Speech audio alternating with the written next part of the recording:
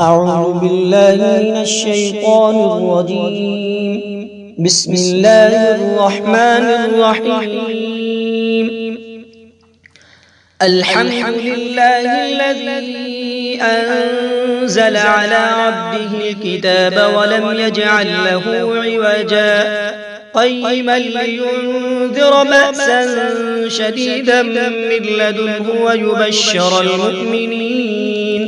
ويبشر المؤمنين الذين يعملون الصالحات أن لهم أجرا حسنا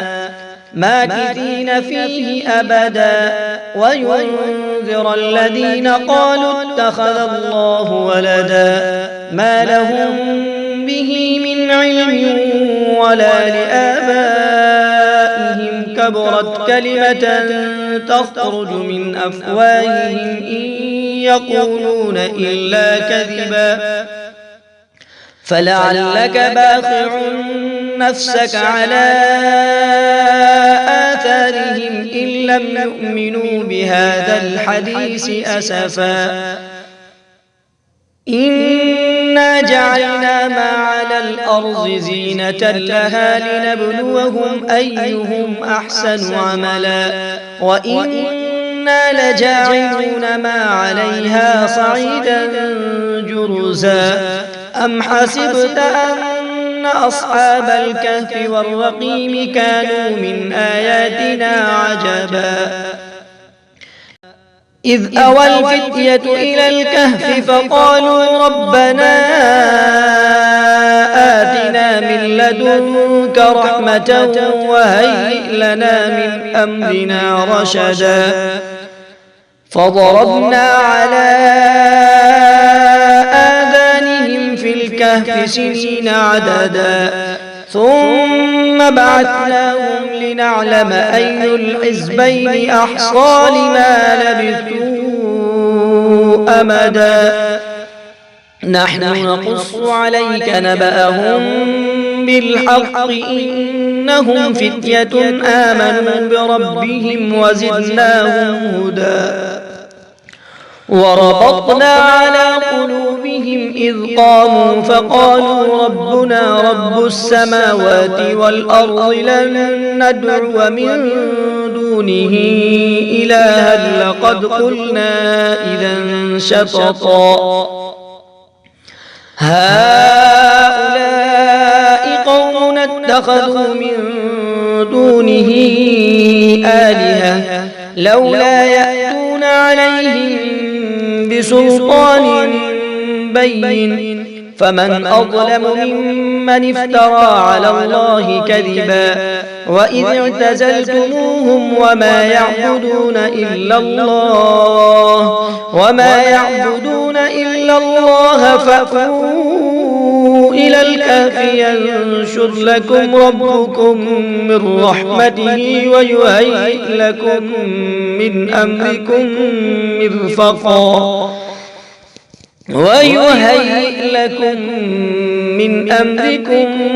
مرفقا وترى الشمس إذا طلعت تزاور عن كهفهم ذات اليمين وإذا غربت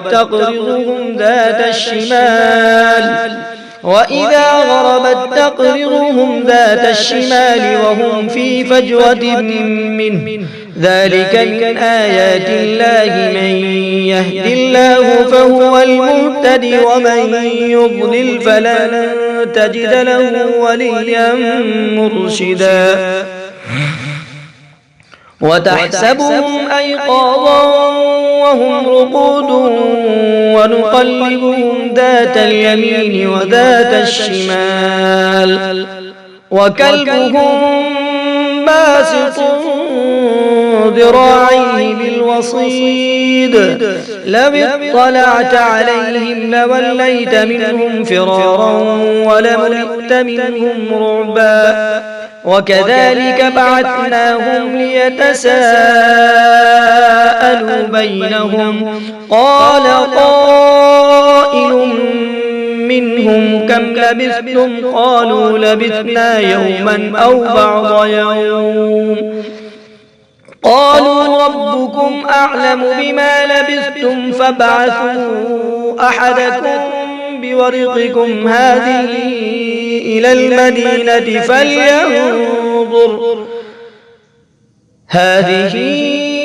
إلى المدينة فلينظر أيها أزكى طعاما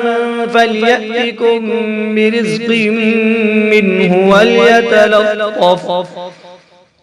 وليتلطف ولا يشعرن بكم أحدا إنهم إن يظهروا عليكم يرجموكم أو يعيدوكم في ملتهم ولن تفلحوا إذا أبدا وكذلك أعثرنا عليهم ليعلموا أن وعد الله حق وأن الساعة لا ريب فيها إذ يتنازعون بينهم أمرهم فقالوا ابنوا عليهم بنيانا وكذلك أعثرنا عليهم ليعلموا أن وعد الله حق وأن الساعة لا ريب فيها إذ يتنازعون بينهم أمرهم فقالوا ابنوا عليهم بنيانا ربهم أعلم بهم قال الذين غلبوا على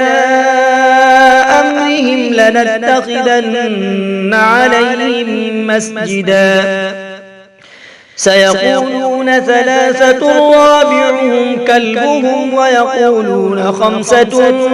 سادسهم كلبهم رجما بالغيب ويقولون سبعة وثامنهم كلبهم قل ربي أعلم بعدتهم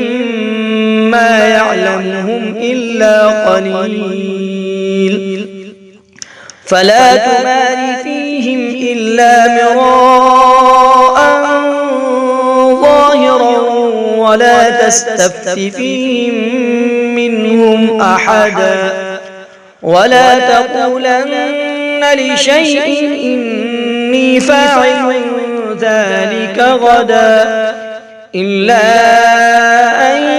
يشاء الله واذكر ربك إذا نسيت وقل عسى أن يهديني ربي لأقرب من هذا رشدا ولبثوا في كهفهم 300 سنين وازدادوا 9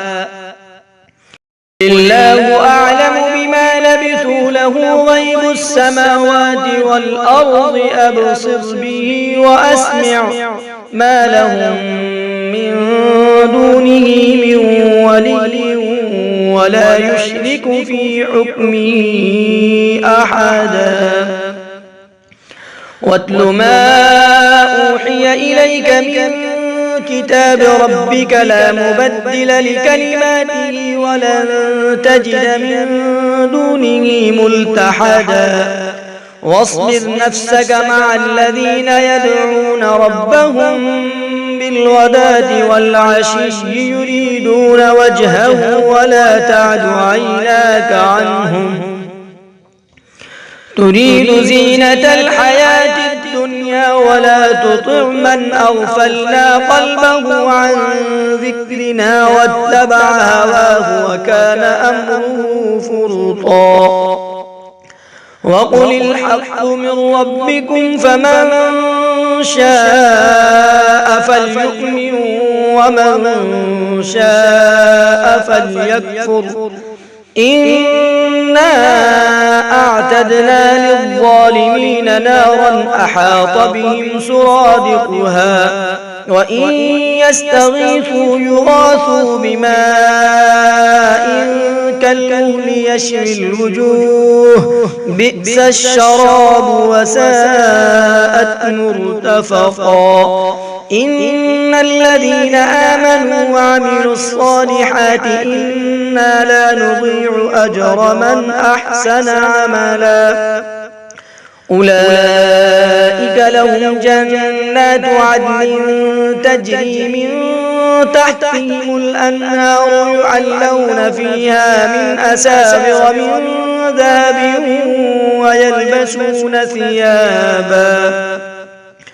ويلبسون ثيابا خضرا من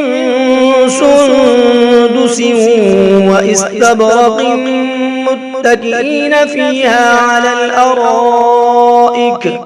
نعم الثواب وحسنت مرتفقا. واضرب لهم مثل الرجلين جعلنا لأحدهما جنتين من أعناب وحففناهما بنخل وجعلنا بينهما زرعا كلتا الجنتين آتت أكلها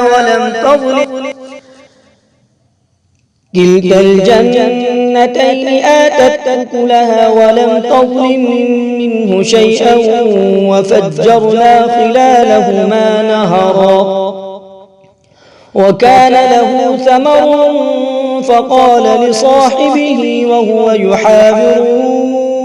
أنا أكثر منك مالا وأعز نفرا. ودخل جنته وهو ظالم لنفسه قال ما أظن أن تبيد هذه أبدا وما أظن الساعة قائمة ولئن رددت إلى ربي لأجدن خيرا منها منقلبا. قال له صاحبه وهو يحاوره أكفرت بالذي خلقك من تراب ثم من نطفة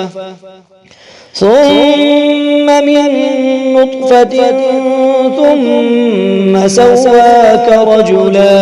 لكن هو الله ربي ولا أشرك بربي أحدا. ولولا إذ دخلت جنتك قلت ما شاء الله لا قوة إلا بالله إن ترني أنا أقل منك مالا وولدا فعسى ربي أن يؤتيني خيرا من جنتك ويرسل عليها حسبانا من السماء فتصبح صعيدا زلقا أو يصبح ماؤها غورا فلن تستطيع له طلبا. وأحيط بثمره فأصبح يقلب كفيه على ما أنفق فيها وهي خاوية على عروشها ويقول يا ليتني لم أشرك بربي أحدا. ولم تكن له فئة ينصرونه من دون الله وما كان منتصرا. هنالك الولاية لله الحق هو خير ثوابا وخير عقبا. واضرب لهم مثل الحياة الدنيا كماء أنزلناه من السماء فاختلط به نبات الأرض فأصبح هشيما تذروه الرياح وكان الله على كل شيء مقتدرا. المال والبنون زينة الحياة الدنيا والباقيات الصالحات خير عند ربك ثوابا وخير أملا. ويوم نسير الجبال وترى الأرض بارزة وحشرناهم فلم نغادر منهم أحدا. وعرضوا على ربك صفا لقد جئتمونا كما خلقناكم أول مرة بل زعمتم أن لن نجعل لكم موعدا ووضع الكتاب فترى المجرمين مشفقين مما فيه ويقولون يا ويلتنا ما لهذا الكتاب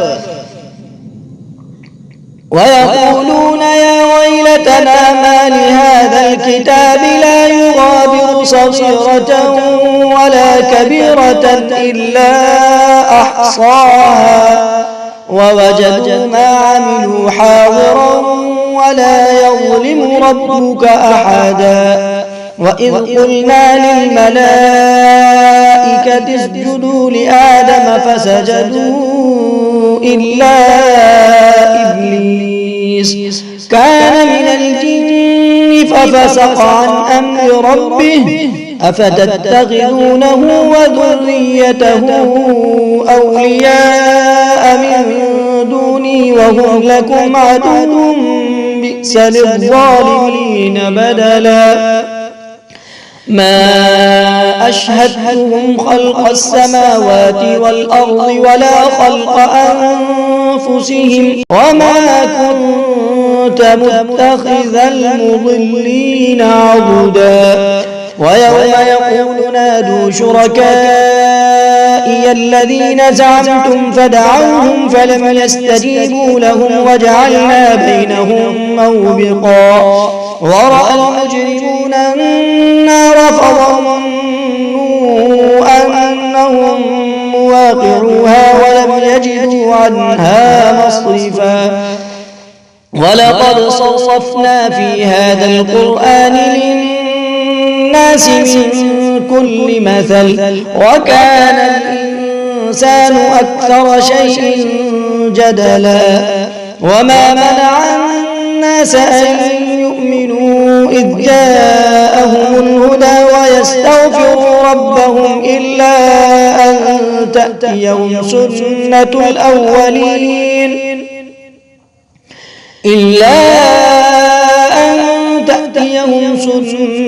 الأولين أو يأتيهم العذاب قبلا وما نرسل المرسلين إلا مبشرين ومنذرين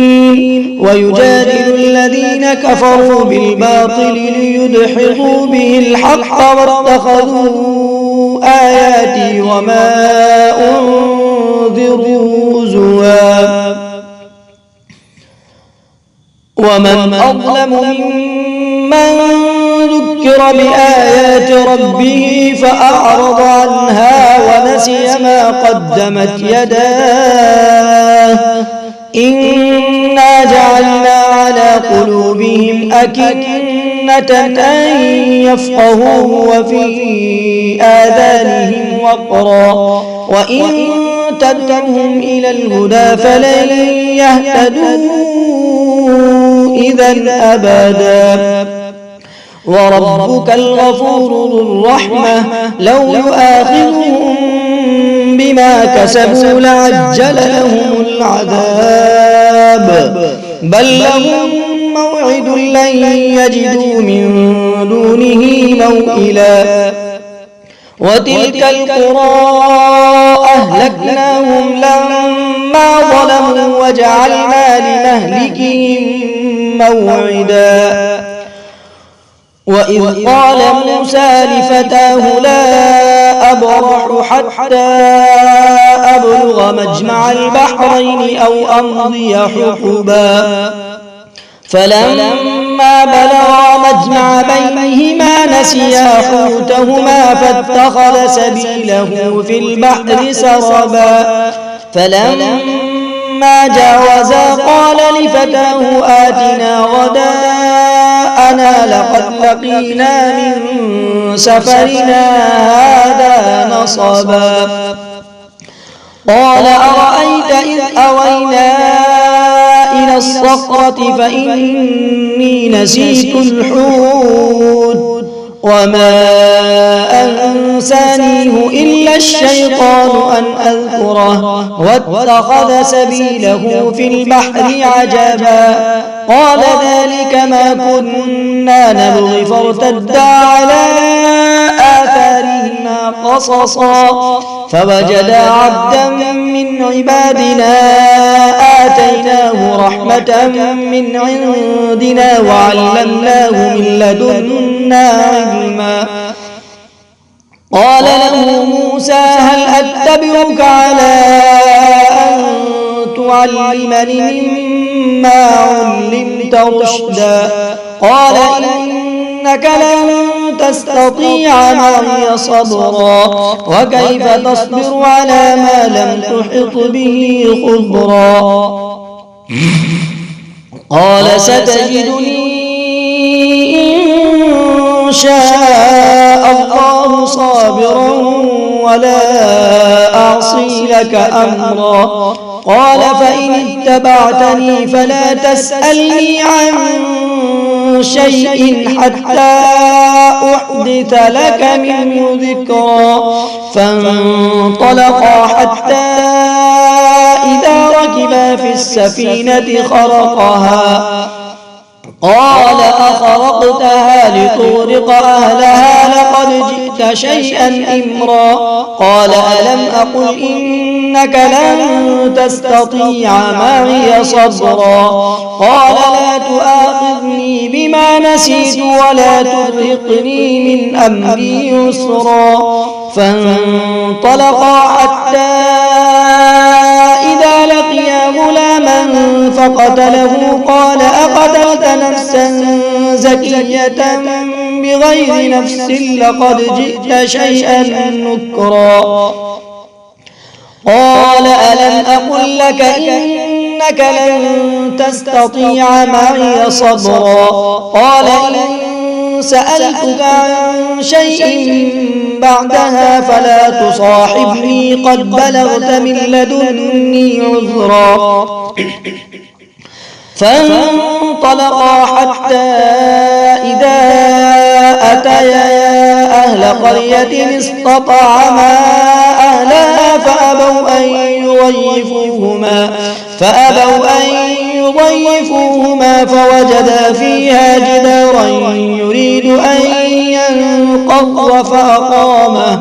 قال لو شئت لاتخذت عليه أجرا قال هذا فراق بيني وبينك سأنبئك بتأويل ما لم تستطع عليه صبرا قال هذا فراق بيني وبينك سأنبئك بتأويل ما لم تستطع عليه صبرا أما السفينة فكانت لمساكين يعملون في البحر فأردت أن أعيبها وكان وراءهم ملك يأخذ كل سفينة غصبا وأما الغلام فكان أبواه مؤمنين فخشينا أن يرهقهما طغيانا وكفرا فأردنا أن يبدلهما ربهما خيرا منه زكاة وأقرب رحما وأما الجدار فكان لغلامين يتيمين في المدينة وكان تحته كنز لهما وكان أبوهما صالحا فأراد ربك أن يبلغا أشدهما ويستخرجا كنزهما رحمة من ربك وما فعلته عن أمري ذلك تأويل ما لم تسطع عليه صبرا ويسألونك عن ذي القرنين قل سأتلو عليكم منه ذكرا إنا مكنا له في الأرض وآتيناه من كل شيء سببا فأتبع سببا حتى إذا بلغ مغرب الشمس وجدها تغرب في عين حمئة ووجد عندها قوما قلنا يا ذا القرنين إما أن تعذب وإما أن تتخذ فيهم حسنا قال من ظلم فسوف نعذبه ثم يرد إلى ربه فيعذبه عذابا نكرا وأما من آمن وعمل صالحا فله جزاء الحسنى وسنقول له من أمرنا يسرا ثم أتبع سببا حتى إذا بلغ مطلع الشمس وجدها تطلع على قوم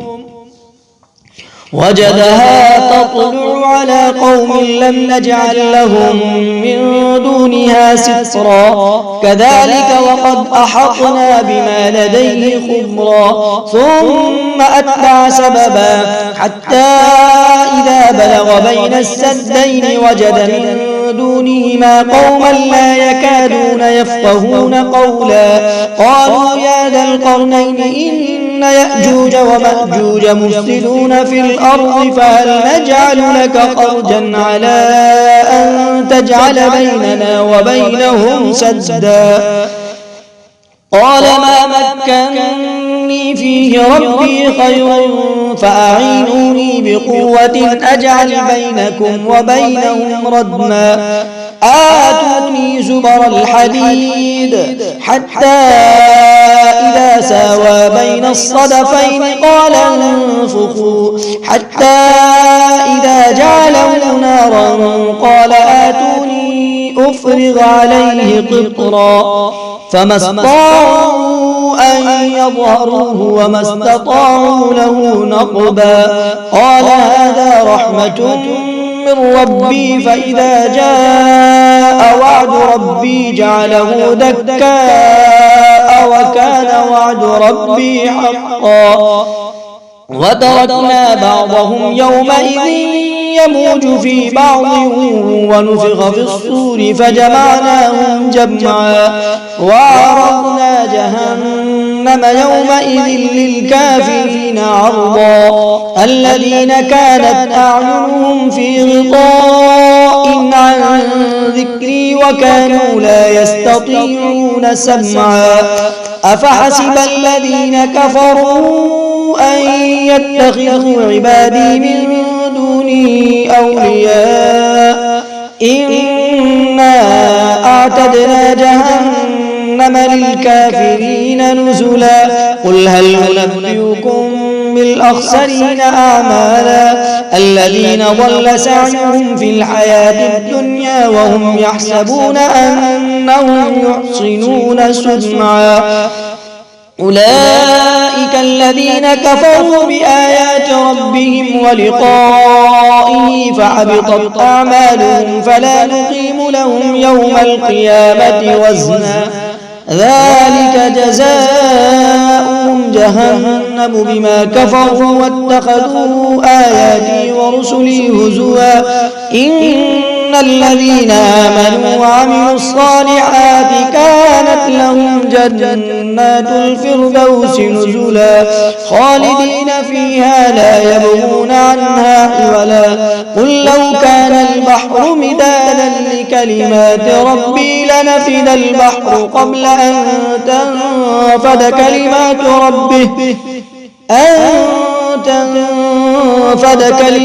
ربي ولو جئنا بمثله مددا قل لو كان البحر مدادا لكلمات ربي لنفد البحر قبل أن تنفد كلمات ربي ولو جئنا بمثله مددا قل إنما أنا بشر مثلكم يوحى إلي أنما